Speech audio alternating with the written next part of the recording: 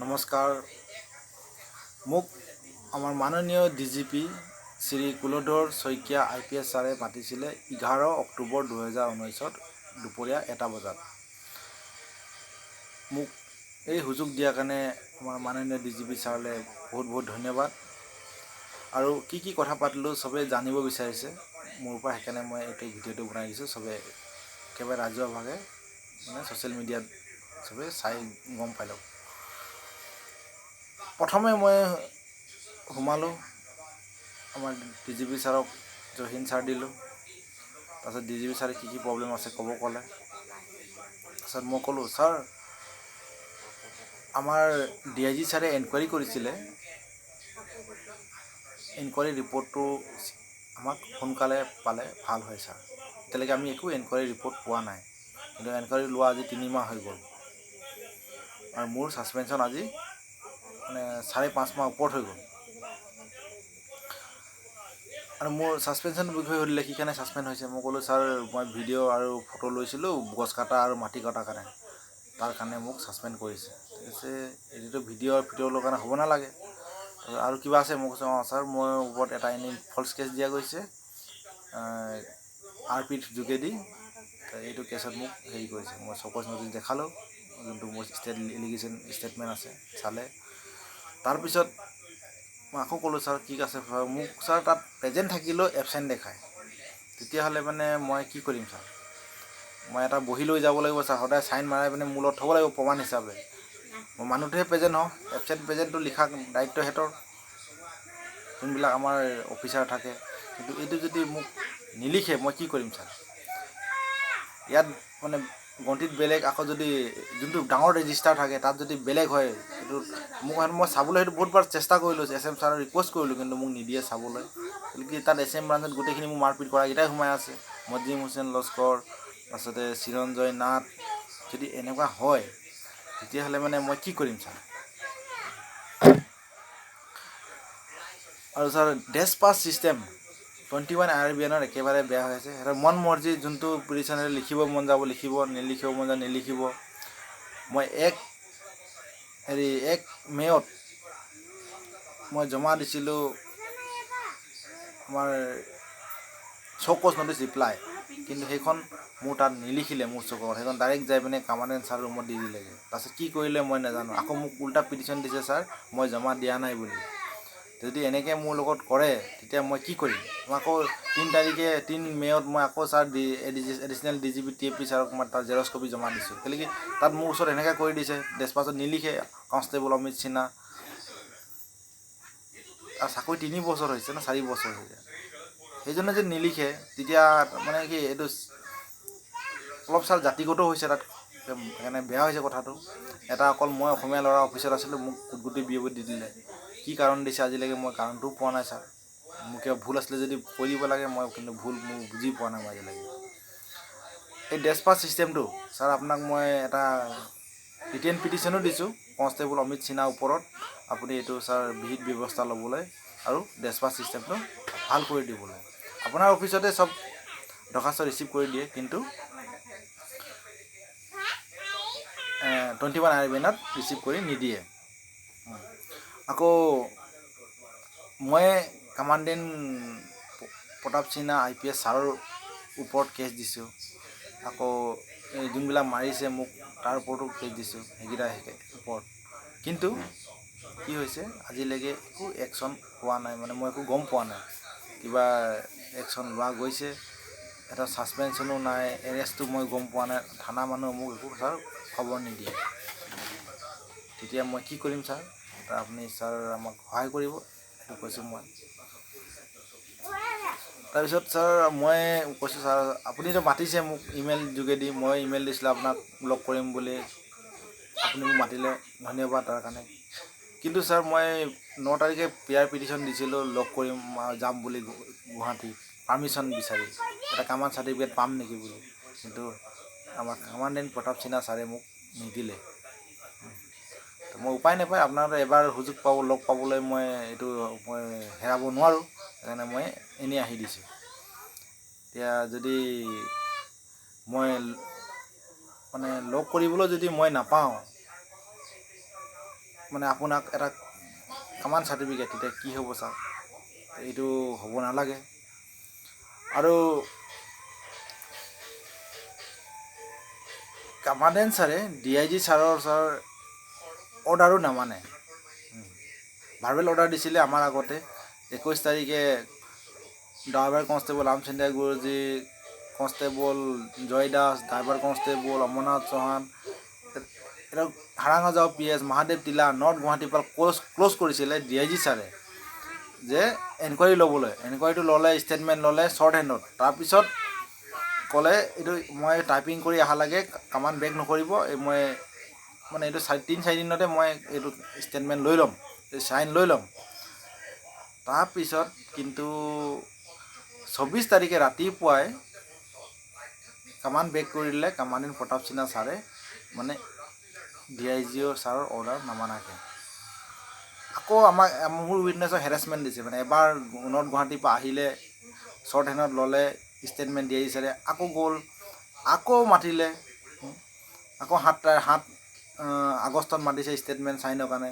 এনেকৈ আকৌ এবাৰ মাতিছে থানাত ষ্টেটমেণ্টৰ কাৰণে। মানে বাৰ অহা যোৱা কৰি আছে নিজৰ পইচাই।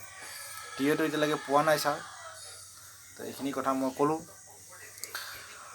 আৰু এতিয়া মই মোৰ কথাখিনি এইখিনি ক'লোঁ। আৰু তাৰপিছত মই ক'লোঁ আমাৰ ড্ৰাইভাৰ কনষ্টেবল ৰামচন্দ্ৰ গুৰুজী আৰু বাকীখিনি চবৰ, মানে মোৰ উইটনেছবিলাকৰ 29 তাৰিখে ছাৰ মই কাটলিচেৰা পুলিচ ষ্টেচনৰ পৰা ইনভেষ্টিগেশ্যন অফিচাৰ আহিছিলে ষ্টেটমেণ্ট ল'বলৈ, উইটনেছ ল'বলৈ। তেতিয়া 4জনী লেডিয়ে ষ্টেটমেণ্ট দিছিলে 29 মে'ত। নেক্সট দিনা কি হ'ল, মানে কামাণ্ডেণ্ট প্ৰতাপ সিনহা ছাৰে এই উইটনেছ দিয়া খঙত কি কৰিলে, আমাৰ মানে ড্ৰাইভাৰ কনষ্টেবল ৰামচন্দ্ৰ চুতীয়া গুৰুজীক দিলে নৰ্থ গুৱাহাটী প্ৰধান দাসপা, তাৰ ৱাইফে ষ্টেটমেণ্ট দিয়াৰ কাৰণে। আকৌ জয় দাসক তাৰ ৱাইফে ষ্টেটমেণ্ট দিয়াৰ কাৰণে মহাদেৱ তিলা দি দিলে। আকৌ কনষ্টেবল অমৰনাথ চৌহানক দি দিলে হাৰাঙাজাও PS, তাৰ ৱাইফে ষ্টেটমেণ্ট দিয়াৰ কাৰণে। আৰু এজনৰতো আগতে আছিলে গুৱাহাটীত, সেইকাৰণে দিব নোৱাৰিলে। যদি এইটোৱে হয়, মানে যদি ছাৰ মাইকী মানুহখিনিয়ে যদি সঁচা কথা ক'লে, মানে যদি এনেকুৱা হয়, তেতিয়াহ'লে সঁচা কথা নোকোৱাটো ভাল হ'ব ছাৰ। আপুনি আমাক সহায় কৰিব লাগিব। DGP ছাৰে চাম বুলি কৈছে, ঠিক আছে। আকৌ কৈছোঁ ছাৰ, আৰু বহুত আছে ছাৰ, আপুনি ইমানখিনি কথা মনত থ'ব পাৰিব নাই মই কৈছোঁ। এতিয়া মই লিখিতও জমা দি আছে ছাৰ, যে কামাণ্ডেণ্ট ছাৰে প্ৰতাপ সিনহা ছাৰে কি কৰিছে, ডিউটি নেগলিজেঞ্চ কৰিছে। মোক সুধিছে কেনেকৈ? মই ছাৰ এই যেতিয়া 8 তাৰিখে ষ্টেটমেণ্টত চাইন কৰিছিলে ড্ৰাইভাৰ কনষ্টেবল ৰামচন্দ্ৰ গুৰুজীয়ে, তেতিয়া বেমাৰ হৈছিলে গুৰুজীৰ, সেইকাৰণে মেডিকেল দেখাই আনিলে, 1 মাহ ৰেষ্ট লিখি দিলে ডক্টৰ ছাৰে। 8 তাৰিখে জমা দিলে অফিচত গধূলি PM-ত 2টামান বজাত। তাৰপিছতে অলপ বেমাৰটো দবাই খাইছে আৰু ভাল নাই হোৱা বুলি 10 তাৰিখে তাৰ ৱাইফে অফিচত আহিছিলে ছাৰ, আমাৰ ৰামচন্দ্ৰ গুৰুজীৰ ৱাইফে অফিচত আহি পিনে সুধিছিলে যে ছুটিটো হৈছে নাই। তাৰপিছতে কি হ'ল, কোনো এটা ৰেছপন্স নিদিলে। আকৌ 11 তাৰিখে SM ৰাইটাৰ আৰু RP গৈ পিনে ৰুমত গৈ, ফেমিলি কোৱাৰ্টাৰ ৰুমত গৈ কামান বেক কৰি দিছে 11 আগষ্টত, যে আপুনি ইয়াৰ পৰা যাব লাগিব, নহ'লে আপোনাৰ দৰমহা বন্ধ হ'ব, আপুনি নেযালেও নেযাব পাৰে। ৰামচন্দ্ৰ গুৰুজীয়ে উপায় নাই, ল'ৰা ছোৱালী আছে, খৰচা আছে, সেইকাৰণে বেমাৰ দেহাটো তাত গৈছে, তাত গৈ ডিউটি কৰি আছে পূৰা। তাৰপিছত আমি মানে উপায় নাপায় 5 দিন ছুটি এটা দিছে CL, এইটো এনেকৈ 13 আগষ্ট মানত দিছে 5 দিন CL গ্ৰাণ্ট কৰি পিনে। এইটো আমি আকৌ হিউমেন ৰাইটছত যোৱাৰ কাৰণেহে দিছে ছাৰ। এইটো মেম্বাৰ এজনে ছাৰ ফোন কৰি দিছে, আমি নাম্বাৰ দিছিলোঁ ছাৰৰ, তাৰপিছতে এইটো গ্ৰাণ্ট কৰিছে। আকৌ কথাটো হৈছে 23 তাৰিখে ছুটি আহিলে ছাৰ, মেডিকেল অলপমান দৰৱ খাই আছিলে। 23 তাৰিখে ছুটি আহিলে 23 আগষ্টত, বা 30 আগষ্টলৈকে 5 দিন CL যিমানটো দিছে। ইয়াত আহি পিনে আকৌ মেডিকেল দেখালে, মানে ট্ৰিটমেণ্ট লৈ আছে। তো ছাৰ মোৰ বেমাৰটো ভাল নাই হোৱা, তাৰ কাৰণে মই আৰু 1 মাহ CL বিচাৰিছোঁ, আৰু 1 মাহ ছুটি বিচাৰিছোঁ। দৰখাস্ত দিয়া গ'ল। তাৰপিছত দৰখাস্তৰ একো ছাৰ ৰিপ্লাই নাই। তাৰপিছত 16 ছেপ্টেম্বৰত কি হ'ল, ঘৰলৈ মেছেজ পঠাইছে যে ছুটি এক্সটেনশ্যনটো মানা নাই, ইমিডিয়েটলি জইন কৰিব লাগে। তাই আকৌ 17 ছেপ্টেম্বৰত মই নিজে দৰ্খাস্ত লিখি দিছোঁ, যি হৈছে প্ৰব্লেম হৈছে। তাৰ ৰুম ফোন কৰি মাতিলে, ৰুমত গ'লোঁ, মই লিখি দিলোঁ ছাৰ এনেকুৱা আকৌ মেডিকেল ডকুমেণ্ট গাঁঠি দিলোঁ। তো 17 ছেপ্টেম্বৰ এনেকৈ গাঁঠাৰ পিছত কি হ'ল, 19 ছেপ্টেম্বৰত আকৌ মেছেজ পঠাইছে প্লাটুনত, নৰ্থ গুৱাহাটীত, যে ৰাম চেতিয়া গুৰুজীৰ ছুটি গ্ৰাণ্ট কৰি দিছে 8 তাৰিখ আগষ্ট AM পৰা 7 ছেপ্টেম্বৰ PM লৈকে। যোনজন মানুহে ডিউটি কৰি আছিলে 8 তাৰিখৰ পৰা 23 তাৰিখলৈকে, সেইজন মানুহক ছুটি কেনেকৈ দেখালে? আকৌ যোনটো দৰ্খাস্ত দিয়া আছে তাত চব ধুনীয়াকৈ লিখাই আছে এক্সটেনশ্যন কেতিয়াবা লাগে কেতিয়াবা নাই, কিন্তু এইবিলাক নাই, মন মৰ্জি কৰিছে কামাণ্ডেণ্ট প্ৰতাপ সিনহা ছাৰ। আৰু সেই 8 তাৰিখে ছুটিৰ পিটিশ্যন দিয়াটো যদি কিমান দিন লাগিছে গ্ৰাণ্ট কৰিবলৈ, ছেপ্টেম্বৰ 19 তাৰিখ, মানে 42 দিন পিছত। তো 42 দিন লাগে নেকি এটা ছুটি গ্ৰাণ্ট কৰিবলৈ, একমাহ ইমান দিন, সেইটো যোনটো মানুহ বেমাৰ আছে। এইবিলাক মানে নিজৰ মন মৰ্জি কৰিছে ছাৰ, এইটো আপুনি চাওক। এজন মানুহে ছুটি এটা পিৰিয়ডতে ELও পায়, আকৌ CLও পায়, এইটো কোন ছাৰ নিয়মত হৈছে? যদি গ্ৰাণ্ট কৰিব আছিলে তেতিয়া ইনফৰ্মেশ্যন আগত দিব লাগিছিলে, ইমান দিন পিছত কিয় দিছে? তো এইবিলাক মানে বেয়া হৈছে ছাৰ। আকৌ অমৰনাথ চৌহানৰ কৈছোঁ ছাৰ, তাৰ ৱাইফৰ বেমাৰ আছে, তাৰ ল'ৰা ছোৱালীৰ এতিয়া মানে হেৰি নাই হোৱা, পঢ়া লিখা বন্ধ হৈ আছে, গতিকে ইয়াত থাকিব নাই পৰা হেডকোৱাৰ্টাৰত। মিষ্টাৰ আছেগৈ ক'ত, হাৰাং হাজোৱা PSত। আৰু ইয়াত পানীৰ প্ৰব্লেম, আৰু অকলে যোনজনী মাইকী মানুহ বেমাৰ আছে, সি পূৰা চল্ভ কৰিব মানে হেৰি কৰিব নোৱাৰে, গোটেইখিনি বজাৰ চজাৰ চব কৰিব নোৱাৰে কাৰণে ঘৰত আছেগৈ। আৰু ল'ৰা ছোৱালীৰ পৰীক্ষা বন্ধ, মানে পঢ়া লিখা বন্ধ। অমৰনাথ চৌহানে ছাৰ অকল 4 মাহে হৈছিলে কোৱাৰ্টাৰ লোৱা, 4 মাহত তাক ট্ৰান্সফাৰ দি দিলে কিয় ছাৰ? এবছৰটো পঢ়াব দিব লাগিছিল। যদি এনেকৈ গম পালে, সি কৈছে মই নানিলোহেঁতেন ফেমিলি, মই ভাবিছোঁ তাৰপৰা আনি ইয়াত থওঁ, স্কুল বাছ আছে, ল'ৰা ছোৱালীকেইটা পঢ়াওঁ। ল'ৰা ছোৱালীকেইটা ভৱিষ্যত ছাৰ আপুনি অলপ ভাবক। তাৰ কাৰণে ক্ল'জ কৰি দিয়ক হেডকোৱাৰ্টাৰলৈ। আৰু এইটোতো মানে এটা বেয়া পাই পিনে দিছে, কামাণ্ডেণ্ট এগেইনষ্টে ক'ব নালাগে। এটা মাইকী মানুহ যে সঁচা কথা কৈছে, সেইটোতে মানে পানিছমেণ্টটো পাইছে। তেতিয়াহ'লে মানে চব মানুহৰ এটা পুলিচৰ প্ৰতি হেৰি হৈ যাব। এই মাইকী মানুহজনী হ'ল আমাৰ পুলিচৰ নহয় জানো, এইটো পাব্লিক। আৰু মনত এনেকুৱা হৈ যাব যে আৰু সঁচা কথা নকওঁ, আৰু সত্য এটা হেৰাই যাব, সেনেকুৱা হৈছে। আকৌ অমৰনাথ চৌহান তাত বেমাৰ হৈছিলে ছাৰ, হাৰাং হাজোৱা PSত। তেতিয়া ছাৰ হাৰাং হাজোৱা মেডিকেলত দেখালে, মেডিকেলৰ পৰা শিলচৰ মেডিকেলত ৰেফাৰ দিলে। তেতিয়া ছাৰ ক'লে ছাৰক, PC ছাৰক, অমৰনাথ চৌহান গুৰুজীয়ে, যে মোক ছাৰ হেডকোৱাৰ্টাৰলৈ পঠাই দিয়ক ছিকমেন হিচাপে, মই গৈ তাত গৈ ট্ৰিটমেণ্ট কৰিম। কিন্তু কামাণ্ডেণ্ট ছাৰৰ অৰ্ডাৰত আৰু PC ছাৰৰ মানে এইটো মিলামিলিত কি কৈছে, আজি হেডকোৱাৰ্টাৰত কামাণ্ড দিয়া নাই ছিকমেন হিচাপে, কিন্তু ডাইৰেক্ট শিলচৰ মেডিকেল কলেজ যাব দিছে, উইদাউট মানে এটাও ছাৰ অৰ্ডাৰলি দিয়া নাই। বেমাৰী মানুহটোক ডাইৰেক্ট শিলচৰ মেডিকেল পঠাই দিছে, কিন্তু হেডকোৱাৰ্টাৰত পঠোৱা নাই। কামান আছে, মই দেখাইছোঁ ছাৰক। তো এনেকুৱা যদি হয়, মই আজিলৈকে দেখা নাই, যদি চিক হয় ডাইৰেক্ট হেডকোৱাৰ্টাৰ পঠায়। মই ভৰি কাৰোঁতে মই বিচাৰিছিলোঁ ছাৰক, ছাৰ মোক ডাইৰেক্ট মেডিকেল দিয়ক, মই মেডিকেলৰ পৰা গৈ 2 দিনমান থাকি পিনে আহি দিম। কিন্তু মোক সেনেকুৱা দিয়া নগ'ল। মোক কৈছে তই হেডকোৱাৰ্টাৰ যা, হেডকোৱাৰ্টাৰৰ পৰা যি কৰ কৰিবি, মোৰ দায়িত্ব এইটো, মই ছিকমেন হেডকোৱাৰ্টাৰহে দিব পাৰিম, মেডিকেল দিব নোৱাৰোঁ বুলি ক'লে। তেতিয়া মইতো মেডিকেল নগ'লোঁ, সেইকাৰণে মই হেডকোৱাৰ্টাৰ আহি পিনে যাব লৈছিলোঁ। কিন্তু মোৰলৈ এইটো ৰুল, আৰু অমৰনাথ চৌহানলৈ বেলেগ ৰুল। কেলৈ ছাৰ এইটো ৰুলটো কেলৈ ছাৰ? কেলৈ কি তাৰ ফেমিলি হেডকোৱাৰ্টাৰ আছে, তাক ফেমিলিলৈ মানে দূৰ কৰি থ'ব লাগে। এনেকুৱা যদি হয়, ৰুল এটা হ'ব লাগে। মোক যেনেকৈ ৰুল ক'লে, মইতো ইমান আমিতো গাঁৱৰ পৰা অহা মানুহ, ইমান নাজানো। কিন্তু আমি মানে বিচাৰোঁ কি, আমাৰ অফিচাৰবিলাকে আমাক সহায় কৰিব লাগে। আমাৰ দুখ যেতিয়া আমাৰ পৰিস্থিতি বেয়া হয়, কিবা আমাক প্ৰব্লেম হয়, আৰু তেতিয়াহে আমি অফিচাৰৰ মিলিজুলি চাকৰি কৰিব বিচাৰিছোঁ, আমি কাজিয়া কৰি চাকৰি কৰিব বিচৰা নাই।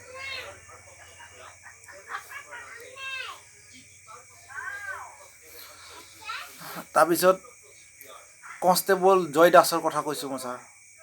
জয় দাস মানে ষ্টেটমেণ্টটো দিবতো নেপালেহি, এতিয়ালৈকে পোৱা নাই, অকল থানাত ষ্টেটমেণ্ট দিছে, আহিছিলে। আৰু জয় দাসৰ ৱাইফে ষ্টেটমেণ্ট এটা ট্ৰান্সফাৰ দিলে। এতিয়া আকৌ কি কৈছে,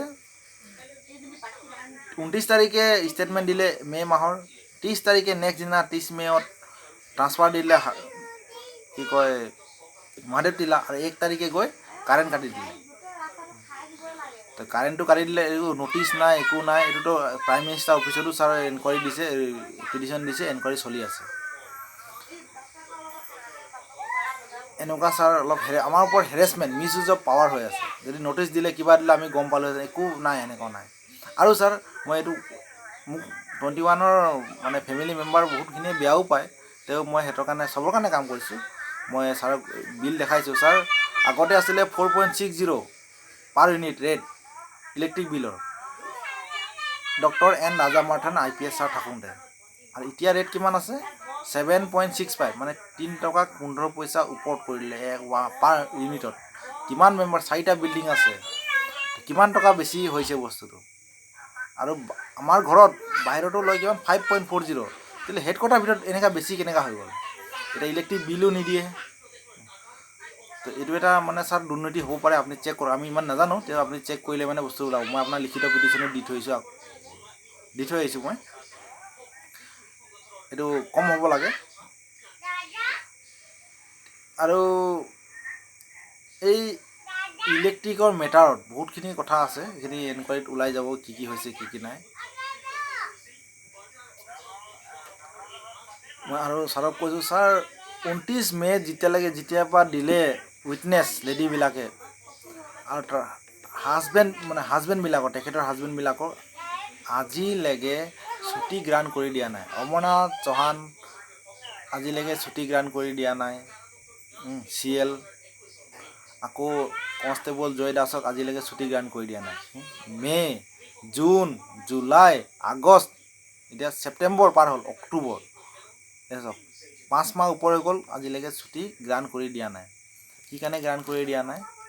ছুটিটো আমাৰ কনষ্টেবলৰ ছাৰ ৰাইট নহয় নেকি? আৰু হেৰিত প্লাটুনত এটাও ছুটি নাই, মানে কি ছুটিটো পূৰা খালী আছে, মানে 10% যোনটো আমাৰ যাব পাৰে, 30টাৰ পৰা 3টা ছুটি যাব পাৰে, এইটোতো আমাৰ মানে বন্ধ কৰি দিছে কামাণ্ডেণ্ট প্ৰতাপ সিনহা IPS ছাৰে। তো আপুনি এইটো ছাৰ খুলি দিব লাগে। আপোনাক মই এখন দৰখাস্তও দিছিলোঁ, জুলাই মাহত দিছিলোঁ, কিন্তু একো মই একশ্যন পোৱা নাই। আপুনি পাইছে নাই? মই আকৌ সেইখন দেখালোঁ। আমি আশা কৰিছোঁ ছাৰে ভাল পদক্ষেপ লয়। ছাৰৰ আৰু মানে মই জানামতে আৰু 1.5 মাহমান আৰু কাৰ্যকাল আছে। এই কাৰ্যকালত আমাক ভাল পদক্ষেপ লৈ আমাক মানে উপকৃত কৰে বুলি আমি আশা কৰিছোঁ। মই আৰু ছাৰক অনুৰোধ কৰিছোঁ যে ছাৰ, এই উইটনেছ 3জনক, driver constable Ram Chetia Guruji, constable Joy Das আৰু driver constable Amarnath Chauhan close কৰক। এই কেছটো শেষ নোহোৱালৈকে। আৰু আমাৰ কামাণ্ডেণ্ট প্ৰতাপ সিনহা ছাৰক পাৰিলে সোনকালে ইয়াৰ পৰা ট্ৰান্সফাৰ দিয়ক বেলেগ জেগাত। আমাৰ নহ'লে ছাৰ আৰু মিছ ইউজ অফ পাৱাৰ হ'ব, আমাৰ ওপৰত হেৰেছমেণ্ট চলি থাকিব। আপুনি আমাক বচাব পাৰিব। আৰু থানা মই এতিয়া মানে ফুল মানে ভৰসা নোহোৱা হৈছে। তাৰ কাৰণে মই কোৰ্টত ডাইৰেক্ট কেছটো লৈ যাম ভাবিছোঁ। তাৰ কাৰণে আকৌ মোক উইটনেছবিলাক লাগিব। এতিয়া মই ইমান দূৰৰ পৰা ছাৰ কেনেকুৱা আনিম কোৰ্টত লৈ যাবলৈ? ছাৰ যদি আপুনি ক্ল'জ কৰি দিয়ে, মোৰ কাৰণে সহজ হ'ব। আৰু ছাৰলৈ বহুত কথা ক'লোঁ, এতিয়া ইমান কথা মোৰো মনত থাকে, যিমানখিনি কৈছোঁ মানে পেপাৰখিনি ছাৰ ওলাই লৈছোঁ একেবাৰে। আৰু আমি আশা কৰিছোঁ যে ছাৰে বিহিত ব্যৱস্থা ল'ব। আৰু চব লিখিত জমা দিয়াই আছে। আমি বহুত দেৰি কথা পাতিলোঁ, 20 মিনিট ওপৰত ছাৰৰ লগত, DGP ছাৰৰ লগত, আকৌ DIG দিগন্ত বৰা ছাৰৰ লগত বহুত দেৰি পাতিলোঁ, 30 মিনিটমান। চব কথাখিনি কৈছোঁ, শুনিছে। আমাৰ কাম হ'ব বুলি আশা কৰিছোঁ। আমি আৰু এতিয়া এটা সপোন পূৰা হৈছে যে আমি মাননীয় DGP ছাৰলৈ লগ কৰিব পাৰিছোঁ, আৰু মোক লগ কৰিব মাতিছে। আৰু আছে সপোনবিলাক লগ কৰিবলৈ, আগুৱাই যাবলৈ আপোনালোকে আশীৰ্বাদ কৰিব।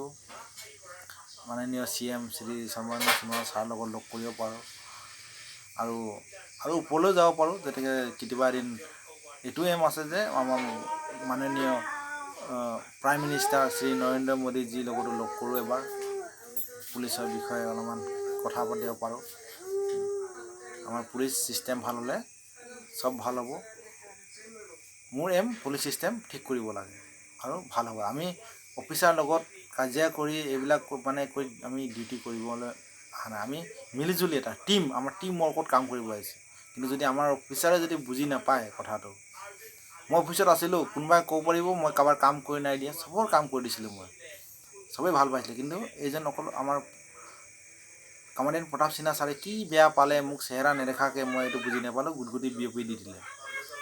এনেকুৱা হ'লে নহ'ব।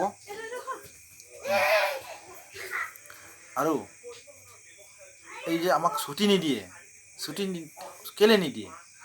আমাৰ ঘৰ মা দেউতা পৰিয়াল ল'ৰা ছোৱালী নাই নেকি? এইবিলাক যদি আমাৰ লগত অত্যাচাৰ কৰে তেতিয়া আমাক ভাল লাগিব? এতিয়া মই ডিএম ছাৰৰ আৰু এটা কথা কৈছোঁ, ছাৰ এতিয়া এটা ৰিংকু গগৈ ওলাইছে, যদি এনেকৈ অত্যাচাৰ কৰি থাকে নহয় ছাৰ, আৰু ঢেৰ ৰিংকু গগৈ ওলাব। এইটো মই এনেকুৱা নাছিলোঁ ছাৰ আগত, মই ডাইৰেক্ট ছাৰক কৈছোঁ, ছাৰ মোক বনোৱা গৈছে এনেকুৱা আপোনালোকৰ বেয়া বেয়া অফিচাৰ। আৰু মোৰ গোটেই ফাইলটো ওলাই লৈছে ছাৰে, এইটো DIG ছাৰে। মই কৈছোঁ ছাৰ মই এটা কাম কৰা নাই, মোক মানে যিমান ভালকৈ ক'ব যাওঁ মোক উল্টাকৈ কয়, নেগলেক্ট কৰে। এটা কনষ্টেবল এটা গছৰ পৰা বহুত মাচিছ বনাব পাৰে। আপোনালোকে হ'ল গছ, মই হ'লোঁ মাচিছ, আপুনি বনাইছে, কিন্তু এটা মাচিছে কিমান গছ জ্বলাই দিব পাৰে, এই কথাটো অলপ বুজিবলৈ ছাৰ চেষ্টা কৰিব। মানে এইটো এটা মই এটা উদাহৰণ কৰিছোঁ ডাইৰেক্ট এটাত ছাৰক। আমি ছাৰ বিচৰা নাই একো, আমি আপুনি আমাৰ আণ্ডাৰতে, আপোনাৰ আণ্ডাৰতে আমি কাম কৰিম, কিন্তু আমি কি কৰিম, ভাল কাম কৰিবলৈ আপোনালোকে কওঁ। মই বেয়া কাম কৰিব বিচৰাও নাই আজিলৈকে, ভাল কাম কৰিব চেষ্টা কৰিছোঁ। কিবা এটা কওঁ, আমাৰ অসুবিধাটো শুনিব লাগে, তেতিয়া আমি ভাল পাওঁ। এতিয়া মই কৈছোঁ ছাৰ প্ৰথম ষ্টাৰ্টিং ক'ত হৈছে, মোৰ যেতিয়া ছোৱালী জন্ম হ'ব হৈছিলে 2013 চনত, মোক ছুটিৰ কাৰণে কি কৈছে, মই হাবাথুৰি খাব লগা হৈছে। মই বিনা কামাণ্ডত গৈ দৰবাৰত ৰিপৰ্ট কৰিব লগা হৈছে, ছাৰ মোৰ এনেকুৱা ছুটি লাগে, মোৰ ডেলিভাৰী ডেট আছে। ইমান কাগজ দিয়াৰ পিছত যদি নিদিয়ে তেতিয়া মই কি কৰিম? তাৰপিছত মোক দিলে, মই গ'লোঁ, গৈ একমাহ থাকি আহিলোঁ। মোৰ ছোৱালী জন্ম হ'ল 2013 চনত নৱেম্বৰ মাহত। তাৰপিছত কি হ'ল, মই আহিলোঁ, জইন কৰিলোঁ, লগে লগে কি কৰিলে মোক, সেই মানে বিনা কামানত দৰবাৰত যোৱাৰ কাৰণে কি কৰিলে, মোক দি দিলে গুৱাহাটী DGB ৰিজাৰ্ভ প্লাটুন। তো মইতো কিবা হেৰি কৰা নাছিলোঁ, কিবা মই বেয়া কাম কৰা নাছিলোঁ, মোৰ নিজৰ প্ৰব্লেমটো ক'ব গৈছিলোঁ, মোৰ প্ৰব্লেম চল্ভ হৈ গ'ল। কিন্তু এটা শাস্তি দিছে, মানে এইটো ইনডাইৰেক্ট। এইটো পুলিচৰ চবচে ডাঙৰ প্ৰব্লেম কি হৈছে, ট্ৰান্সফাৰ শাস্তিটো ছাৰ। ট্ৰান্সফাৰ মানে কি, এইটো ছাৰ মোক যে ইমান ট্ৰান্সফাৰ দি আছে, 25ৰ পৰা ছেকেণ্ড এপি দিছে, এইটো ঘৰ ঠিক আছিলে, আকৌ ছেকেণ্ড এপি ফাৰ্ষ্ট এপি, আকৌ ফাৰ্ষ্ট এপি আকৌ 21, এইটো কি মানে ছাৰ, মই বুজি পোৱা নাই। আকৌতো মাজততো আছেই 21ৰ পৰা আকৌ ক'ত দিছে, গুটগুটি বিয়পি। মই ইমান বেয়া না ছাৰ, মই বেয়া নহয়, আপোনালোকে বেয়া কৰিছে। ফাৰ্ষ্টত মোক আপোনালোকে যুদ্ধ কৰিবলৈ বাধ্য কৰাইছে, মোক ষ্ট্ৰাগল কৰিবলৈ। এতিয়া ছাৰ ইমিউনিটি ফাণ্ড মই হেডকোৱাৰ্টাৰত জমা দিছিলোঁ, আজিলৈকে মোক দিয়া নাই। মোৰ মা দেউতাৰ বেমাৰ হৈছে, মই মেডিকেল লৈ গৈছোঁ তিনিচুকীয়াত, ডকুমেণ্ট জমা দিছোঁ তাত, কিন্তু আপোনাৰ ইয়াত ট্ৰান্সফাৰ নকৰে কমাণ্ডেণ্ট প্ৰতাপ সিনহা ছাৰে। আকৌ মই আপোনাৰ ইমেইল দিব লগা হৈছে, ইমেইলটো আপোনাৰ ইয়াত কি হৈছে ছাৰ সেইটো নাজানো।